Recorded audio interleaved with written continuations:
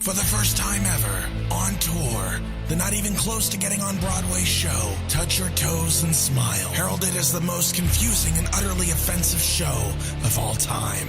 If Jesus was going to come back, this show ensures he won't do it in his lifetime, writes Nicholas O'Kelly of the Sit and Spin Network. You'll cry for humanity as a 6-hour show takes us through the life of a dead pony, Edward, as he rots on stage. Touch Your Toes and Smile will bring the worst of life and the best of death together. Grab your tickets now at Ticketmaster or call 555-1234 for a fake number.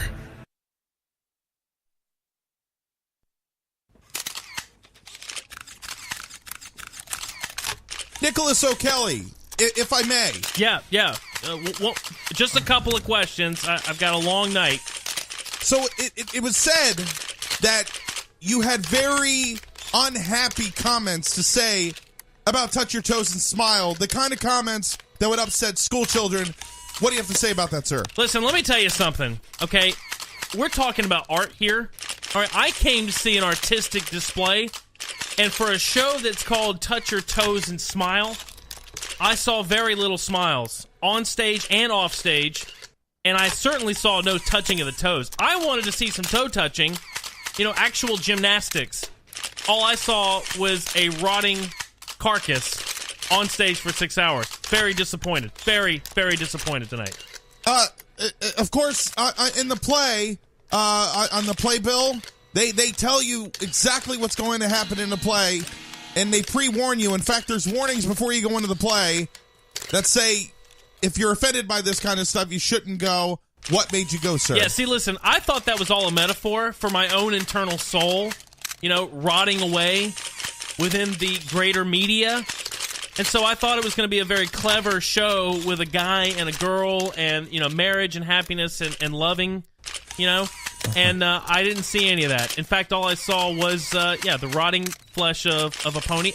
There was some dissection, which was quite interesting, but the smell was so bad that I actually vomited on the face of the lady right behind me. And I hope that she's okay, because it actually got up in her nose and she had to leave. So she didn't even get to see the last 4 hours.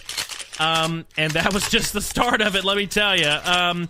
If God was going to come back, like Jesus, he would not be coming back today because of how bad this was. Sir, is it true that you're a big fan of William Shakespeare? Big fan. Huge fan. Okay.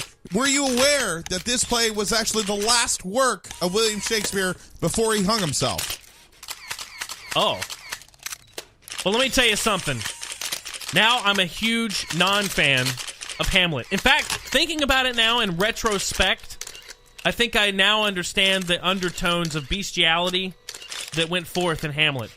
Yeah, I get it. I get it now. You know what? Screw you, William Shakespeare. I'm going to stick with J.K. Rowling. Okay. Any other? No further questions. Thank you, Nicholas.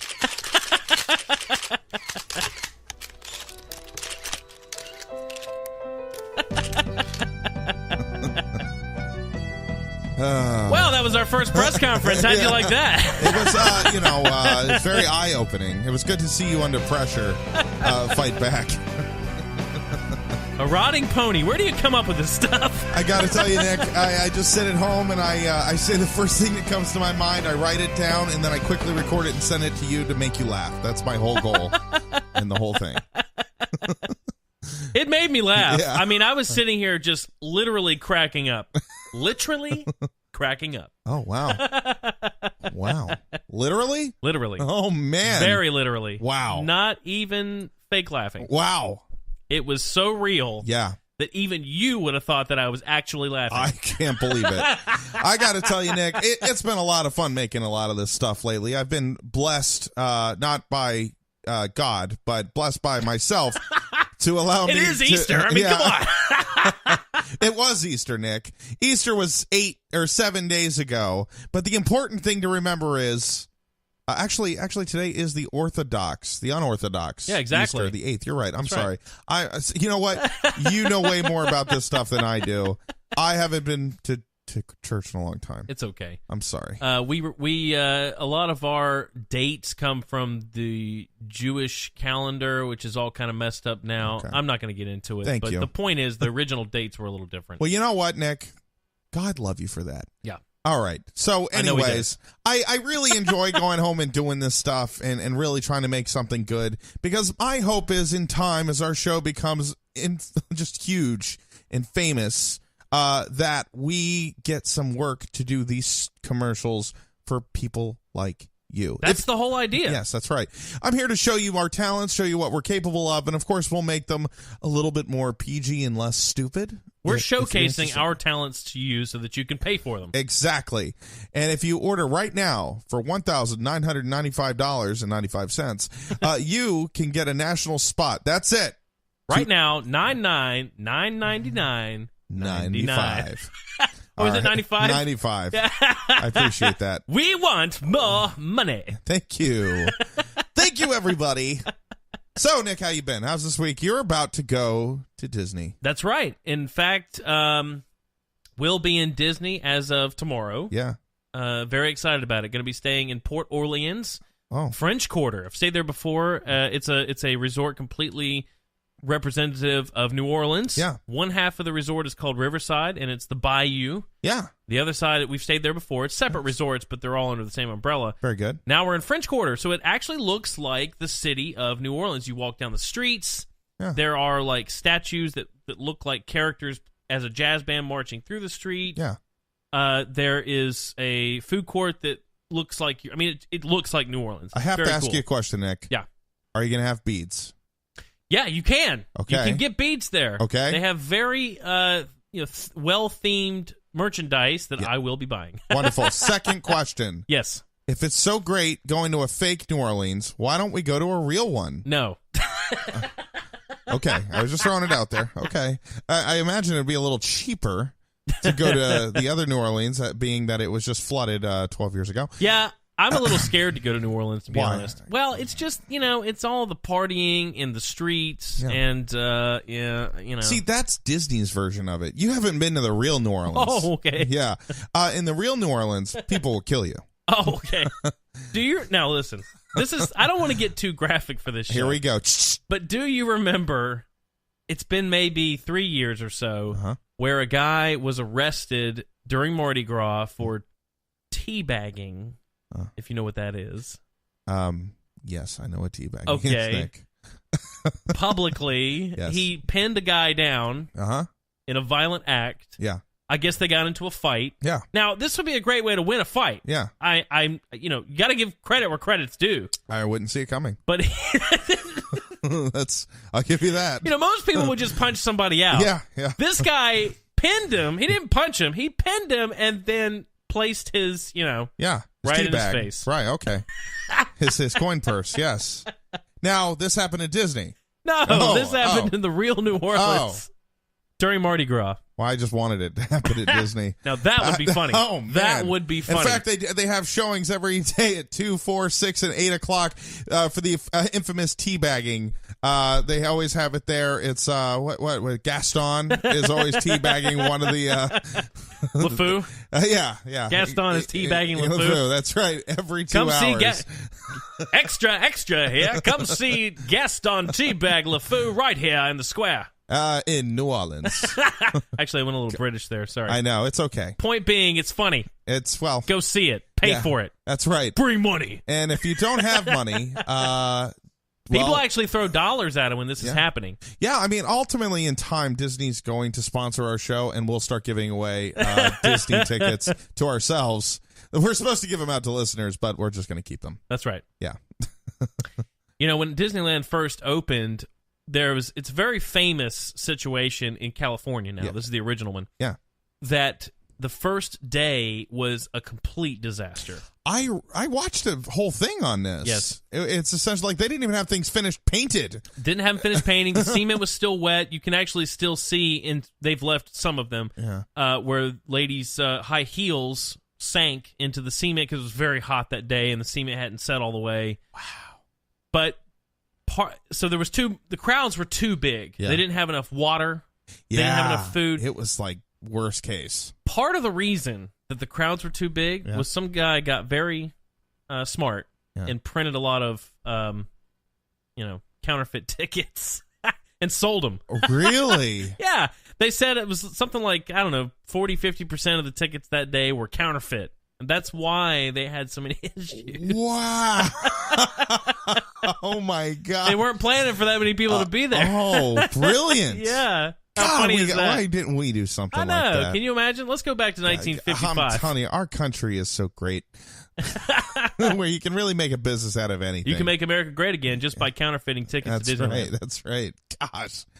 Man, you go to Disney like every other week. Well, we're annual pass holders. Yeah, I don't know what that means, but I'm not an annual pass holder, but that's between you and Disney, okay? No, but we can go. Actually, I can go any day of the year. This year.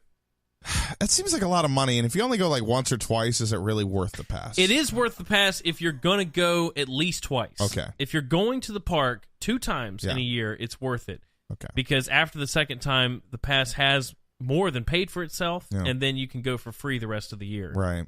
So, a long weekend or something, and we normally go for my birthday. Yep. And then every other year we go with my wife's family. So this is that year for them. They're going to come with us. So this year specifically, we're probably going to... Now, once you've bought it once, you get like 15 or 20% off the next year when you redo it. Oh, okay. So now it's just kind of like... Yeah, well, it just makes sense. Yeah, makes so sense. For me, it's pretty cool. Now, does that 20% keep racking up every year? No, it's just a 20% discount. Yeah. Lame. But it's still worth it. Yeah. For example, Star Wars Land. Coming in 2019, of course. That's right. I'll be there. Yeah. Batu. How cool is it? And there is a Star Wars novel coming out now where they're the Emperor is going to be sending Darth Vader to Batu to handle the rebels. So they are bringing this land into Star Wars canon. But they're bringing it into the past a little bit. Well, yeah, but there very well could be a movie that Star Wars puts out that includes this land. Interesting. So it's on the outskirts of the universe, and it's kind of like in the original movie, the first one, where they go to Tatooine and it's a bunch of scum and rebels and that kind of thing. That's what this land is like. Okay, it's supposed to be a planet where it's sort of a lot of under table activities happening. Makes you wonder why they didn't just make it Tatooine or Well, but yeah, they could have, but now the possibilities are endless because it hasn't been represented before. Yeah. And so they can really, I guess, in whatever platform they want, they can bring it in. I think it's brilliant. Yeah. Did you ever ride the Star Wars ride in Disney? I'm sure you did. Yeah, of course. Star Tours. Yep, Star Tours, that's right. And they, I remember they had updated it for the new prequels, 2000. I've seen Maz. Yeah. One of the recent ones did. Maz was in it. Really? BB-8 was in it. Really? Yeah. Oh, so they've updated it for that? Oh, I did not know that. You can go to Jakku. Really? Yeah. So we've done all that. Okay, I didn't know that stuff. Every time you ride it, it's different. Yeah. It's like the Tower of Terror, where the program constantly changes. Oh, okay. So they have, when you ride it, you have at the beginning a projection shows up and it's Darth Vader or whatever it is. Yeah. That changes, and then the planet that you go to changes, and then the last projection changes. So it's always a mix of those 3 different elements. Okay. And it totally changes your experience. That's cool. So the Millennium Falcon ride Yeah. is going to be like that combined with Mission Space, where you're going to sit in the cockpit of the Millennium Falcon. Yes. Everyone in there is going to have a job, so you're going to be able to touch buttons and a joystick and everything. It's going to be like you're driving it. Uh-huh. And then the Star Wars movie, or the Star Tours movie's happening, where you have projections and you go to a planet and all of that. I can't wait. I think it's amazing. Yeah, I did read that they're going to have 8 graphics cards, NVIDIA graphics cards, running that ride to look as good as it will. I have to say, there's a drone flight. You can go look out on YouTube of the construction. Yeah. It's huge. It's going to be amazing. Yeah. But the cool thing about it, they're also building a Star Wars... We have to go. We have to go. Well, I'm going. So there's a Star Wars hotel. Yeah. And you go, and I don't know what the time period's going to be, but there's going to be... If you stay for, for example, 3 days or 5 days, they're going to assign... You're going to get a story when you check in. Yeah. And then you go up the elevator to the second level, and when you walk out, you are immersed in a story where you're a character... Yeah. you're going to be given missions. Yeah. You're going to go have to meet characters who are cast members. You're going to be interacting with people in the world, scavenger hunt kind of thing, riding different rides for specific reasons. It's going to be a whole immersive storyline that you're following for that 5 or 3 day period. Crazy. It's going to be incredible. It better be good. You're encouraged to wear Star Wars stuff? Star Wars attire. All right. Well, good. Well, if I go back to the original Star Wars, I can wear really cheap crap from Goodwill. I'll be fine. I can't wait. Yeah. I mean, I think it's brilliant. Yeah. I think it's unbelievable. Disney, I mean, just talking about entertainment news, I mean, we have grown up in a Disney world. Yeah. Where, not the theme park, but just where they had a revival in the 90s. Yeah. Little Mermaid was 89, Yeah. but then Aladdin. But that started it all. Yeah. Yeah. But now we're witnessing, because when Walt Disney was alive, they had a lot of financial problems. Oh, big time. I mean, if you go look back at some of the movies, a lot of the artists were like recycling cartoon movements. I like couldn't Jungle believe- Book. Yeah, Jungle Book. It was also the Robin Hood. Yeah. It's the to same it's animation. exactly the same. I couldn't believe it. And then they did the same thing for Tailspin when the Yeah. show came out.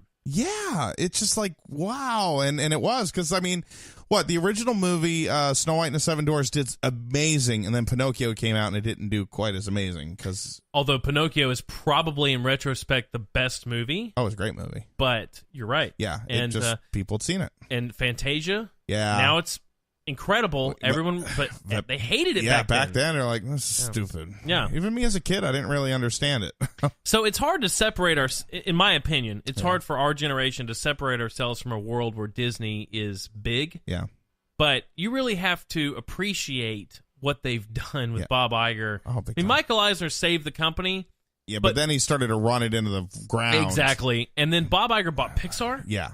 Marvel. Bob Iger is the reason why they are doing what they're doing. I mean, he put the right people in place, and he wasn't stupid. That's right. He was like, why are we going to get rid of Pixar? Pixar is the biggest reason why we're doing well right now. Oh, yeah. And he had a good relationship with Steve Jobs and got that going. You can argue that they would not have Frozen if it was not for the Pixar acquisition. Right. Because they didn't want to go to digital animation. Yeah. Which I understand. I love hand-drawn animation. Me too, of course.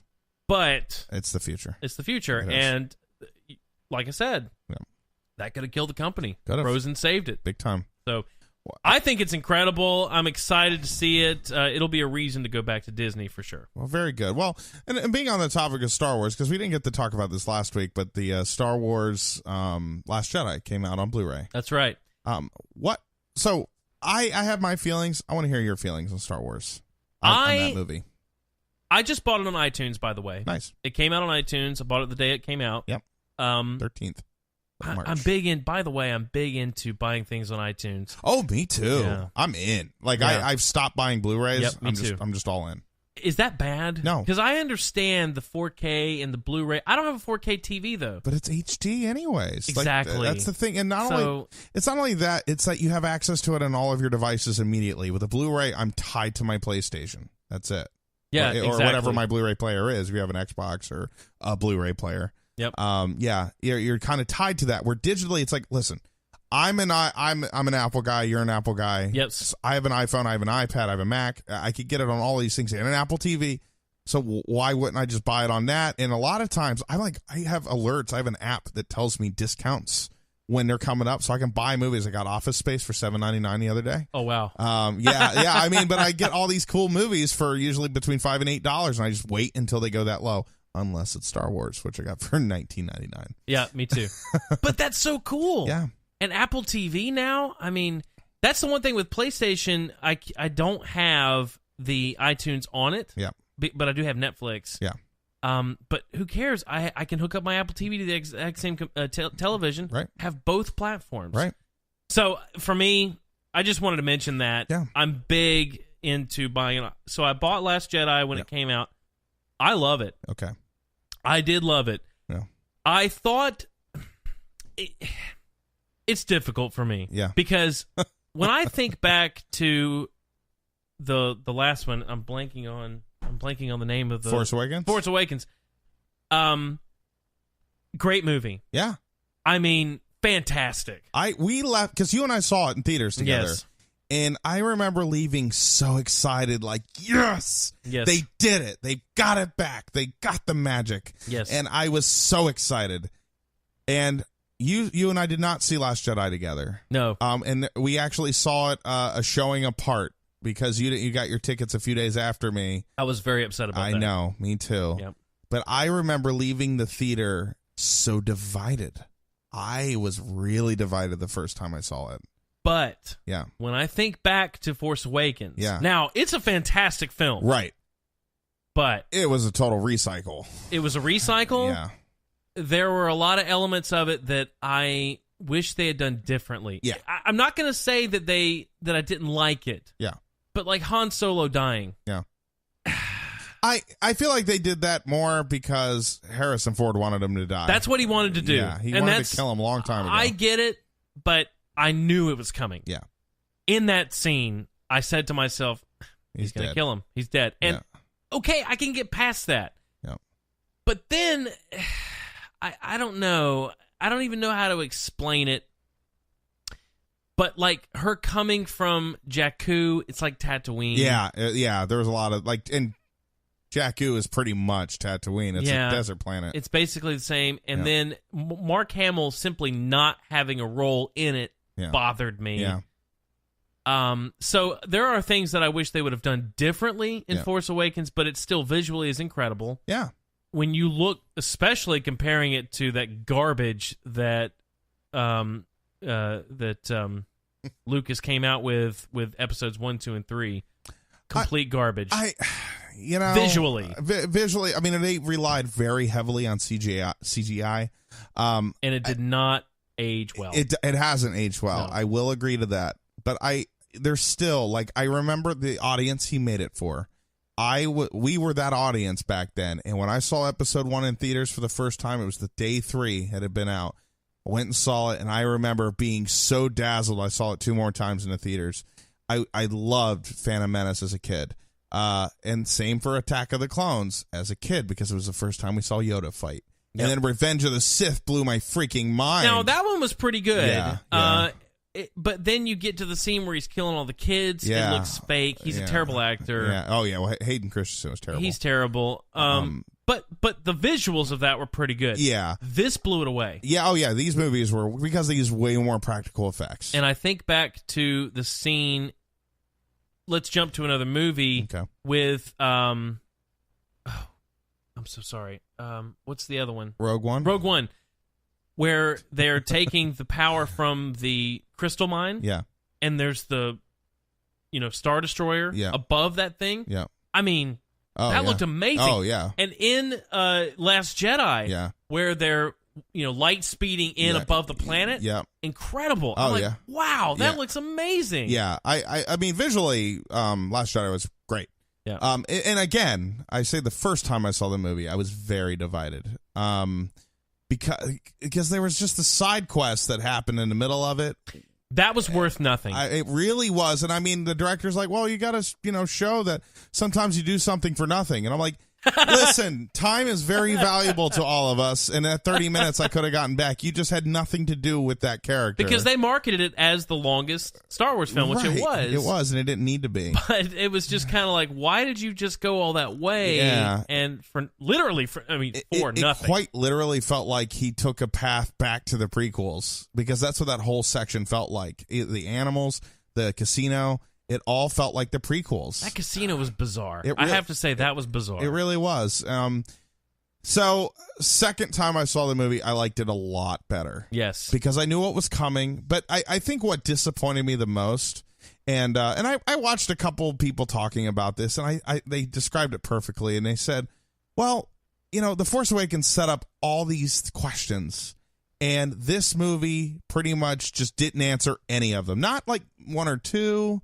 But just said F the answer to all those questions. It's not important. And it's like, well, yeah, but you made it important by the end of the last movie. Yes. I want to know answers. And I'm really hoping JJ is going to come back in the next movie and answer those questions for us.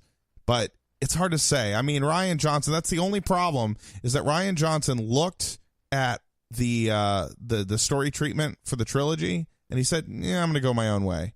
And that's the problem when you have 3 different, or 2 different directors, doing different stories, because at first it was going to be 3. Colin Trevorrow, or whatever his name, right? From Jurassic World. Trevorrow.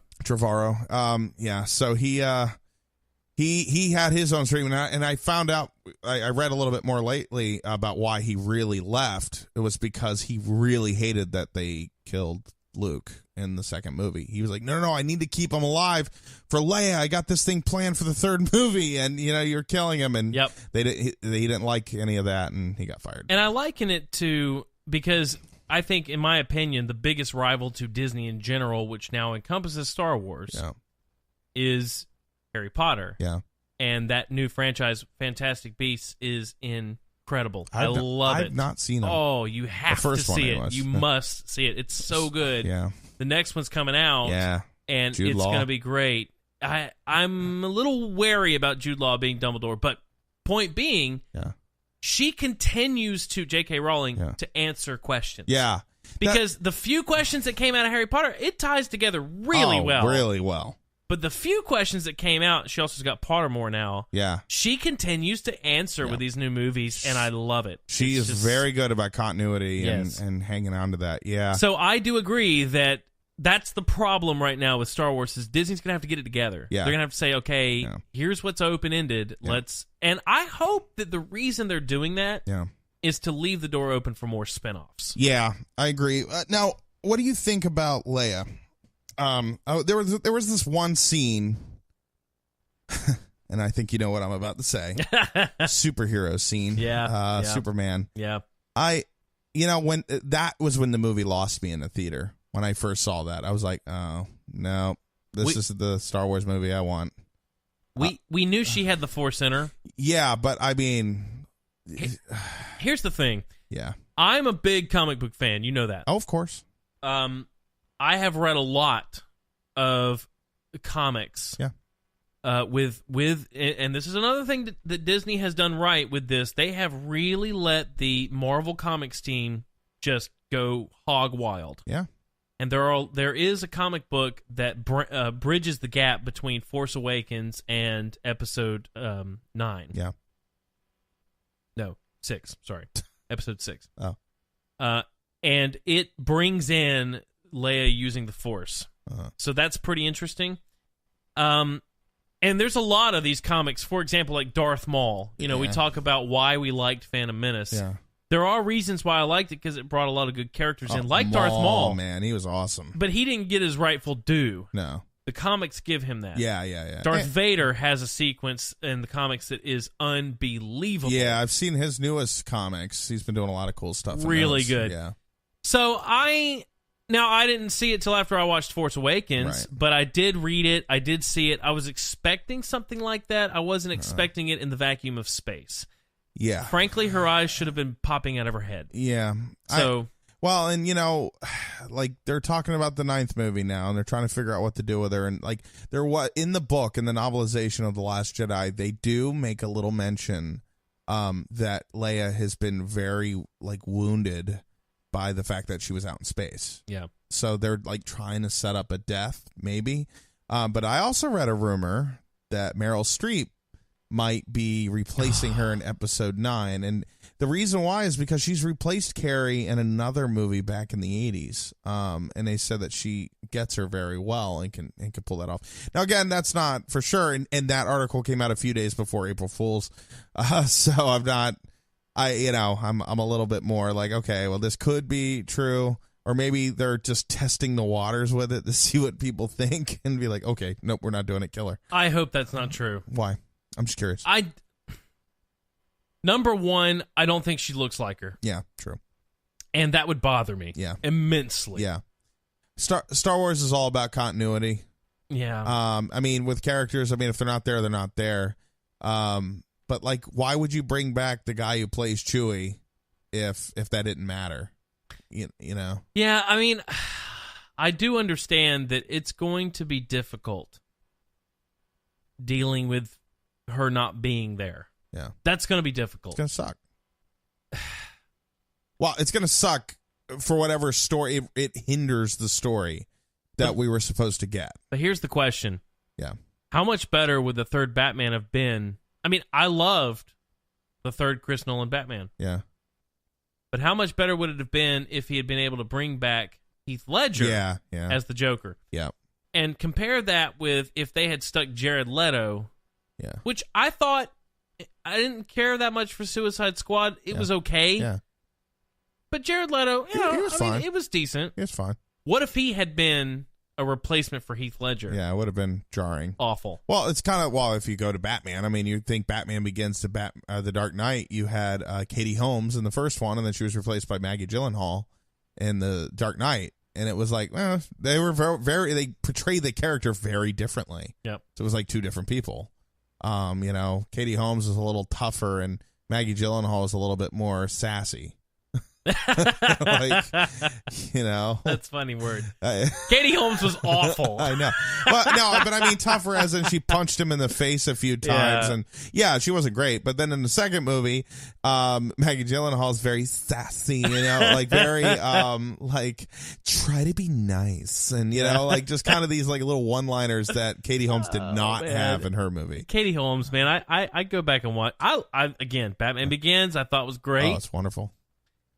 But Maggie Gyllenhaal was one of the reasons why the second one was just so much better. Yeah. I mean, it is basically, I put it up against Godfather Part 2. Yeah. I mean, it is a fantastic mob crime film. Dark Knight. It's unbelievable. Yeah, it did amazing. Yeah. If Katie Holmes had been in it, forget about it. So, I mean, that's where you don't know where to draw the line, because would Meryl Streep be a good replacement? Yeah. I know Jared Leto would have been a terrible replacement. Yeah. Maggie Gyllenhaal was a great replacement. Yeah. But Carrie Fisher is not a bad actress. No, I will say Carrie Fisher is also not the actress she was 30 years ago either, so she might as well have been a different person in these movies, because she was so, like in Force Awakens, she was very stiff. Yeah. And in this one, she was still pretty stiff.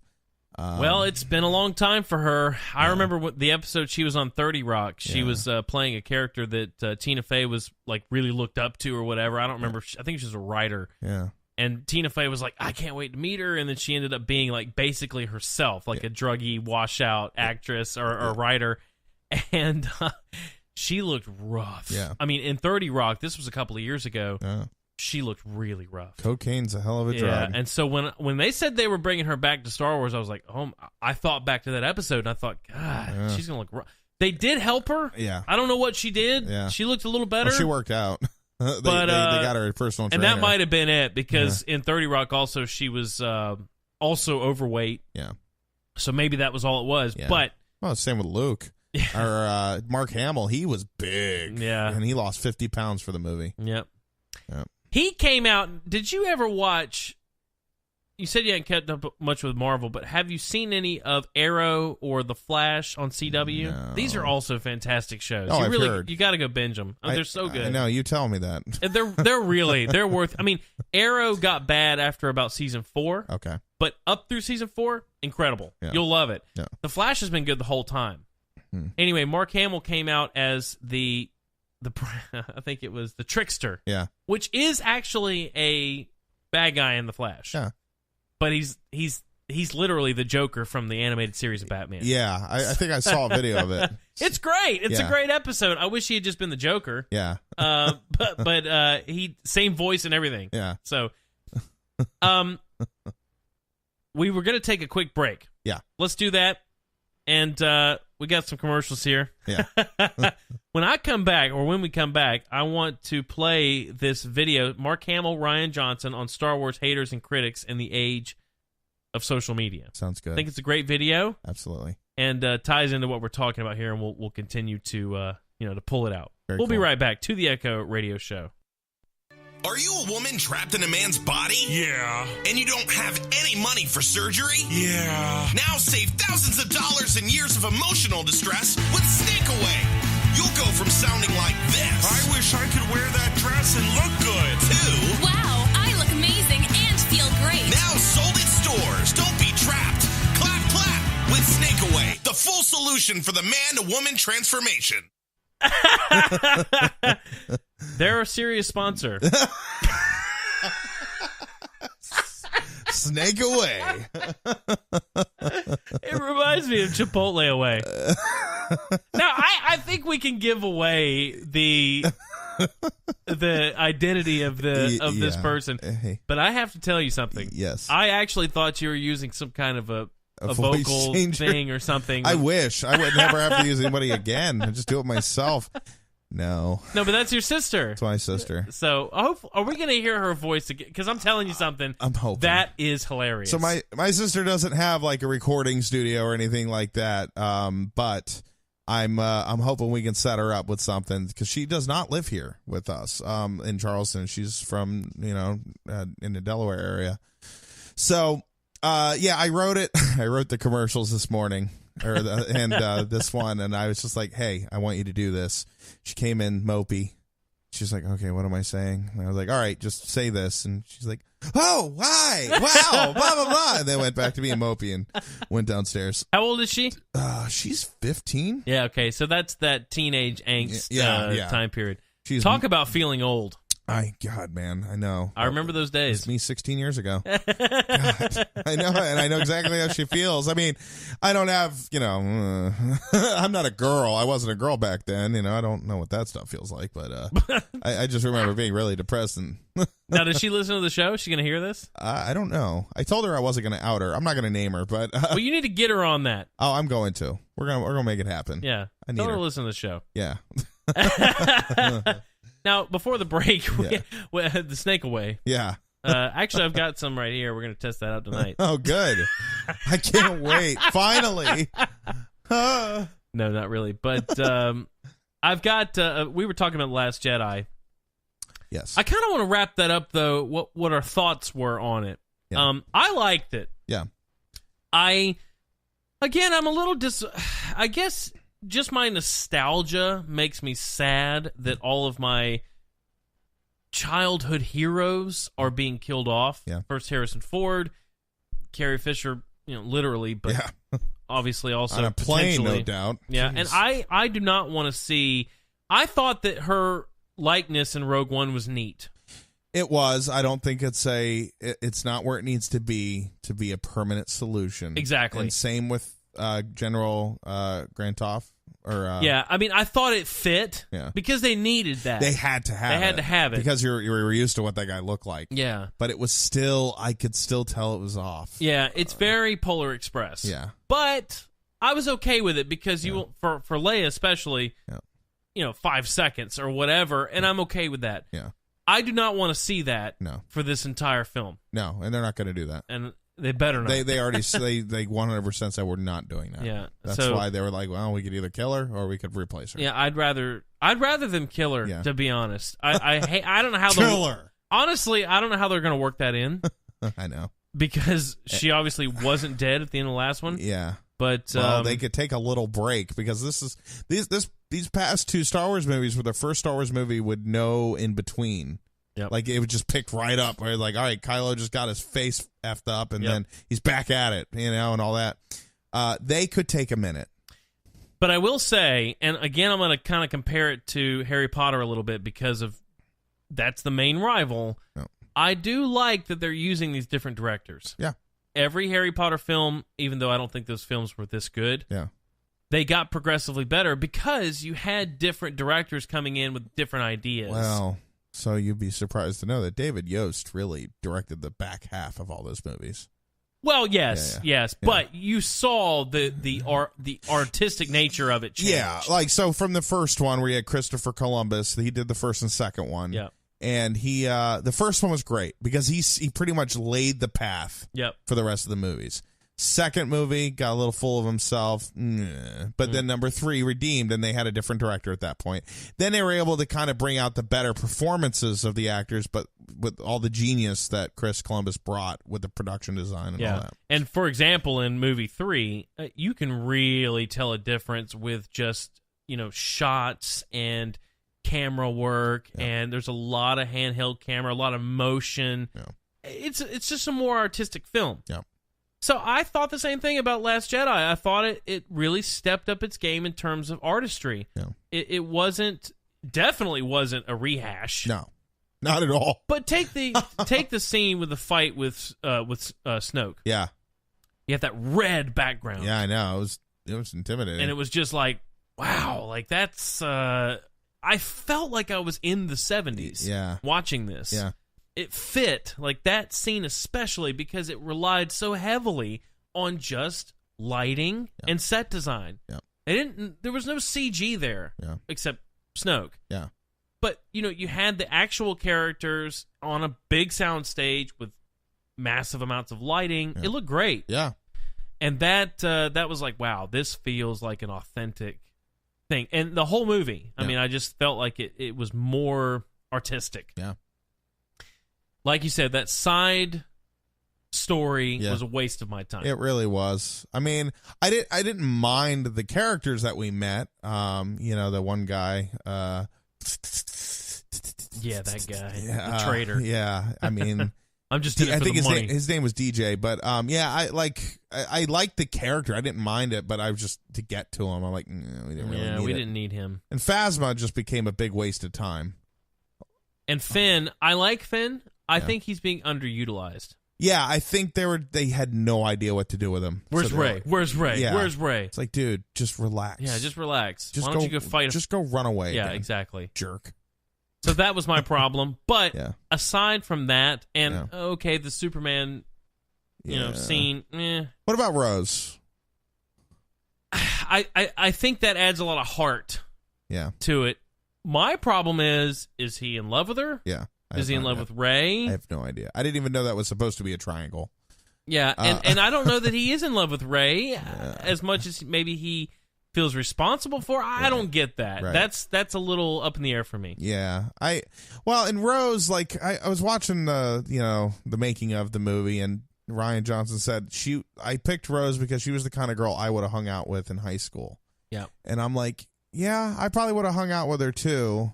But I just think, I don't know. There was something about her, like, before I saw the movie opening night, everybody was talking her up. Like, oh, my God, Rose is the best character in the whole movie. And then I just feel like I keep buying into these emotional responses from people. And then I go in and I'm just like, God dang it. She wasn't that great. You did that to me with Rogue One. You're like, dude, that's the best Star Wars movie ever. I do think that. And I went in there and I was expecting the most amazing thing in the world. It was a good movie. I left liking it, but I think I liked it less than I would have if you would have been like, yeah, it's a good Star Wars movie. My expectations would have been, all right. I was expecting Titanic. I was expecting, Jack and don't let go. And I come out of there and I'm like, But for me, Rogue One was what Force Awakens wasn't. Yeah. The parts of Force Awakens I was missing, I got with Rogue One. Yeah. It was real military. Yeah. I loved. Like, again, a lot of great brand parts. New characters, totally original. A lot of great parts. You oversold it. Now, Last Jedi at the end did become a bit of a rehash of Empire Strikes Back because of the, it wasn't ice, but it was whatever that ground was where they drove over it, the salt thing. I did notice that another thematic element, though. It was the red. I mean, it was pink, but it was a red coming up out while they were fighting the Empire. I liked that. Yeah, and you never saw Luke's foot. Like, when his foot grazed the ground, it never turned red. Yeah, that was really cool. I didn't notice that until the I like that he's a Force ghost. Yeah. I'm down for that. Yeah, I think too. he will be back. So, I do want to play this interview, though. Okay. And we'll just talk about our thoughts on this after we take a listen here to Ryan Johnson and Mark Hamill. Disney, this famously tightly run studio, just give you the reins to the biggest brand in movie history. It was scary in exactly the way you would think it would be scary, saying that sentence, because my producer Ram and I came into it and we're very used to working within in the indie world and having total control. But the truth is, I mean, Disney and Lucasfilm, they were good collaborators, but they let us do our thing. Ladies and gentlemen, welcome to episode 8. Now, the picture did receive some criticism online, social media, even in the Star Wars community a little bit. That. Criticism online? That It's doesn't sound unheard like of. something that happens ever. Looking back, was there any of the criticism that you read that you may feel is now kind of fair? No. But We're I mean, happy to ruin people's childhood. The thing is, though, especially with a Star Wars movie, having grown up as a Star Wars That's fan, pretty good. every single Star Wars thing that comes out, every fan has stuff they love, stuff they hate about it. Every movie has its lovers and its haters. Everybody's got, every single one, going back to the originals. We were so lucky there wasn't social media when Empire Strikes Back. Oh my God, came Empire out. would have gone roasted. If you look at the criticisms of The Last Jedi, can you imagine what they would have said about Luke just getting his ass handed to him by Vader? And like, oh my God, they would have... hand getting cut off, and They the would have gotten boss, freaked out. Dad Vader. I mean, Han gets turned into a coffee table. But it's a good point. Han Solo that goes down without a fight in and those just gets... cases, Yeah, you really forget have to it. take a lot of effort and sit down and say, "Dear Mr. Hamill, why did you turn Harrison Ford into a coffee table? This is not right." That kind of thing. Now it's wallop and send, and it's easy. So pure hatred can be delivered directly to your home in a nanosecond. But that's also the flip. I mean, it's the other side of the coin of what's great about Star Wars fans, and you got it. And both of them go into exactly the same thing, which is everyone is so passionate about it. They have such an investment in it. Yeah, and that's what makes it great. they feel they have a sense of ownership, and I totally get that. I feel the same way, and things don't always go the way I like them either.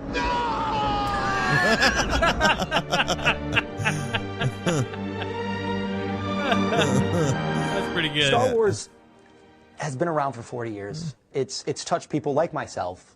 What is at the heart of Star Wars that really moves people, and to invest in it, as you said, as much? What is really at the heart of Star Wars? Thinking back to when I was a little kid, what got me? It's a combination of that mythic hero's journey, which is all really about going from childhood through adolescence into adulthood. It's something that all kids can relate to. Jumping into a big, scary world, finding your place in it, these new powers that are forming in you, finding out how you're going to use them, these scary figures in your life that are adults that you're trying to navigate what you're going to get from who of them. It's that combined with a spirit of fun and adventure that makes classic it all seem... escapism. Yeah. People want to get away from their dreary, humdrum lives. So whether it's Oz or Middle Earth or Hogwarts, a galaxy far, far away, it's just a great way to be swept away into a place that's more fun than where we are right now. Yeah, modern mythology. Yeah.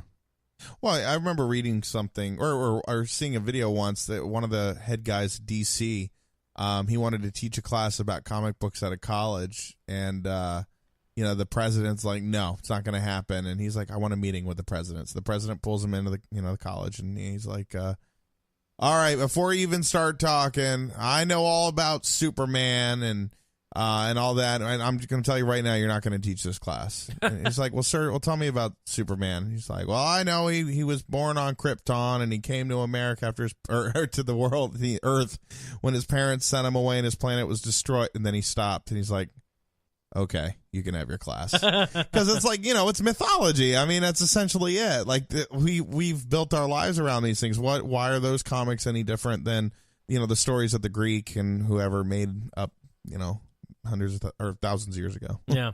And I wonder, he was mentioning that he loves ruining people's childhood. I thought that was funny. Yeah. But it's a good point that in the original episodes, I just wonder... what that would have been like in an age of Rotten Tomatoes. Dude, Empire Strikes Back didn't make as much money as the original Star Wars. Even though it's heralded, and I agree, as being the best sequel ever. Right, exactly. So, I mean, it was definitely divisive. I mean, because it wasn't like all summed up in one movie. Yeah. Although I think there's an argument that Two Towers is... Two Towers is good. Let's put it in perspective here. Lord of the Rings: Two Towers is fantastic. I love Fellowship, but it was way better than Fellowship. Yeah, way better. But that being said, if you ever gone back and watched those movies in the last few years, they are dated. There's a lot of effects and like the backgrounds where clearly the characters are standing on a soundstage. Yeah, I do like The Hobbit because of that. I like The Hobbit a little bit better now. I hated The Hobbit. You didn't like it? I saw the trilogy. I was like, this sucks. I wanted to like it. I think what made me most mad was The Hobbit wasn't really in it at all. He was like, hi, I'm a Hobbit. And then he would like show up every once in a while. I'd be like, hey, what's going on? I'm going to save your guys' butts again. And everybody just hates him. And I'm like, I read the book, and I'm like, I remember the Hobbit being really prominent in the book, and he's not prominent at all in I this. actually watched Desolation of Smaug for a few minutes today. Oh, I mean, the dragon's fine. He looks Smaug, good, though. He yeah, does look good. Looks great. I mean, the effects wasn't the problem. It was the story and the execution. I was just like, Peter Jackson doesn't have it. anymore. And now I did like it. I didn't like it as good as Lord of the Rings way better. But I did enjoy it. But yeah, talking about Peter Jackson not having it, King Kong, awful. Yeah, King Kong, it was a half-baked piece of garbage. Yeah. Like that middle part in that movie where all the dinosaurs are running and they're stampeding, it's so clear that they're like running in front of green screens, and the cuts are terrible. Like, it was rushed. And now The Rock is doing Rampage. I know. I don't want to see that, but have you seen Jumanji? No. It was really funny. Really? Okay, so it's worth watching? I'm a jaded guy. You know this, right? Yeah. I was like, nope, there's no way they can replace the original. No way. Don't care. Got a free rental with T-Mobile Tuesdays.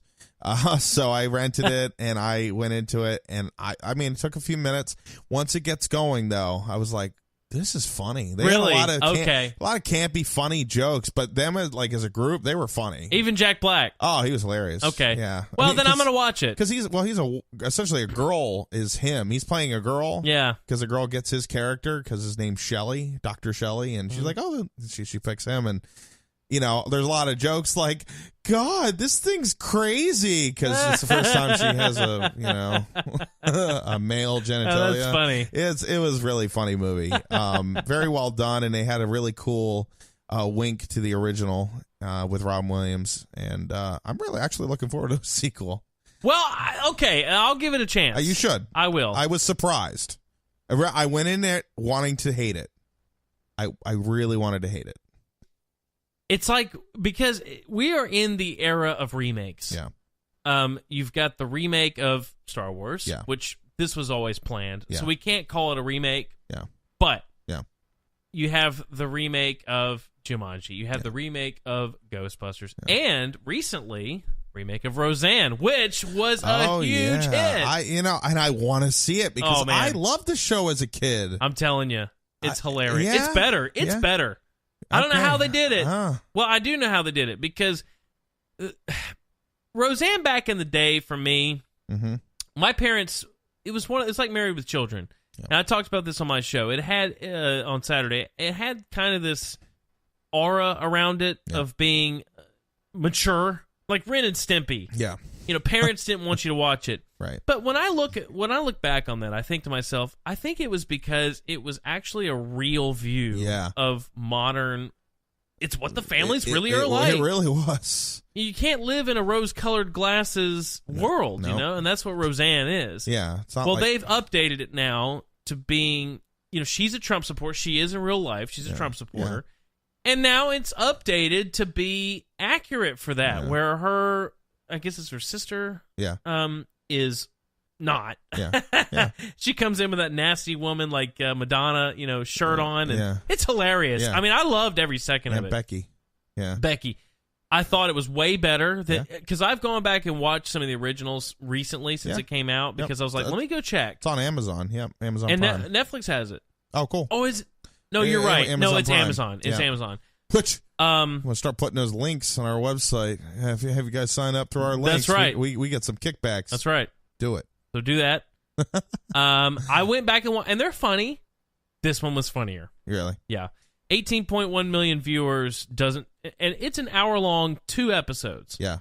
So that 18.1 million viewers could have been a lot less if the first 30 minutes had sucked. Yeah. So that should tell you something. It didn't. Well, it was funny. What's really good news is that it did so well that they renewed it for another season with 13 episodes instead of the original 10 from this season. And because of it, now I think it's interesting because Last Man Standing, have you ever watched it? I haven't. I saw the other day I was curious, so it played me some clips on YouTube from the show, and a lot of conservative stuff. Now again, I'm not conservative. I'm not Democrat, I'm not super liberal. I'm kind of somewhere in the middle. Funny though, like me, I can see jest in any side of it. I'm not offended. Well, let me tell you, I love Home Improvement. Yeah, I like this better. Yeah, I didn't think I would. Yeah. I remember when it came out, I watched the first episode and I was like, it's Home Improvement with girls. Yeah, I've gone back while we were in Germany. Yeah, and we watched through the whole series. Hysterical. Really? I mean, absolutely hilarious. Yeah. I think the acting is just as good as Home Improvement. The storyline is, again, it's just updated. Yeah. Just relevant to today, Yeah. but the comedy's the same. Love it. Well, it's ABC. They canceled it, and the whole conspiracy behind that, and I think it's probably halfway true, was that because it was conservative, ABC canceled it. Yeah. Well, Roseanne, though, is ABC. Yeah. So, to me, that was strange.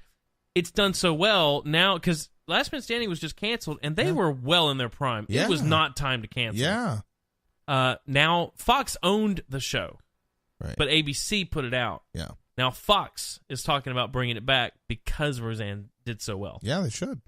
So, just think it's interesting the way these remakes are working. Yeah. You know? Well, and it was interesting because I was reading, John Goodman. I was watching a TMZ where, he gets off a plane and he's walking and the camera guy's just running up to, "Hey, John, did you hear about your wonderful ratings? And the show did great." And he's like, "No, I didn't hear that." He's just trying to get away from the guy. And he's like, "Yeah, how does it feel to be a part of it?" And you can tell he's just annoyed as crap. And he's like, "Oh, I mean, that's great. I mean, it's awesome." But I was reading that, back, you might not have realized it, but back then in the original Roseanne's, he was drinking a lot. Really? Like, he was drinking so much even on the show. Wow. Especially the last few seasons. And Roseanne was really worried about him because her original husband, Tom Arnold, was a big drug substance user, before they got divorced. And so that really worried her. But yeah, he drank until 2007. And then something happened where he got really sick. And he's like, "I'm done." And he checked himself into a clinic. Yep. And he's been sober ever since. He's like, "I just like the way I feel better." Wow. Or now. I feel better now. He really has made a turnaround. Yeah. He's lost a lot of weight. Oh, a ton of weight, yeah. A lot of weight. And he's done some pretty big movies. Yeah. The Monument Men, I never saw that one, but it had great ratings. I'd like to see it. Yeah. I like him. I like John Goodman. Oh, I think he's hilarious. Some of the best Disney voice. Yeah, right? I mean, Sully from Monsters, Inc. Yeah. Emperor's New Groove. Emperor's New Groove, which is arguably, in my opinion, one of the best Disney movies ever. Oh, yeah. I mean, it's Hands just down. so funny. So great.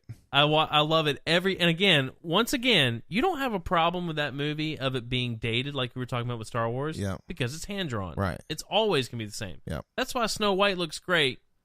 And something like A Bug's Life or the original Toy Story, even though they're fantastic, now look dated. Yeah, I mean, as a kid, I remember people be like, the very first Disney movie, Snow White and the Seven Dwarfs. I'm like, there's no way this came out in the 30s. I know, like right? As a kid, it's 1995 and it looks just as good as a 1991 movie. You're like, what's the?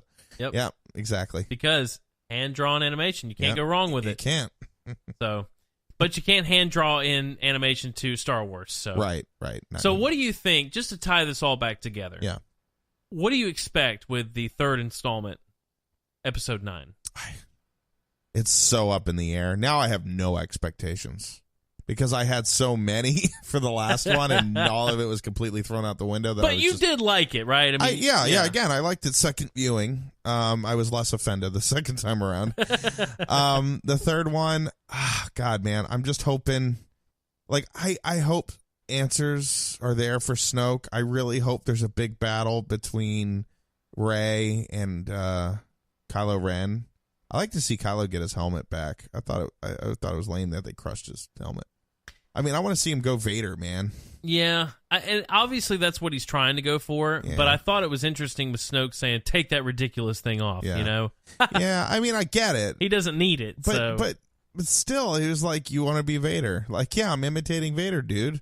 That's what I'm doing. It's my thing. I'm still trying to figure out where they're going with that whole imagery of losing because he's not machine. Yeah. So for me, that's still, again, you go back to someone like J.K. Rowling, who is so good about tying in imagery. Yeah. And then you look at Star Wars and you think, what do they mean by that? And maybe I'm just maybe I'm just falling prey to too much imagery in today's world, but what is that all about? I just want to know. Why are they crushing his helmet? Right. Why did he have the crushed Darth Vader helmet to begin with? It was really creepy. Well, what's weird about that, that was almost cut out of the original movie. And then he found a good place for it randomly. But, yeah, that almost wasn't there at all. Grandfather. Yeah. I know. I just don't. I mean, where did he get it? From the fire in Endor? Yeah, exactly. Very, very, very strange. Yeah. Well, Derek, this has been another episode of To the Echo Radio Show. Number 3. Can you believe it? Yeah. Episode number 3. I'm loving this live. Do you like it live? Yeah, it's good. It's fun. You're enjoying that? Yes, sir. I think it's really cool. And we're glad you're joining us, too, here on iTunes Podcast and Spreaker Web Radio. We do it every Sunday night, That's right. 8 p.m. So tune in next week. We'll have a lot more to talk about entertainment business. And if you want to sponsor the show, you let us know. That's right. See you next week, Derek. See ya.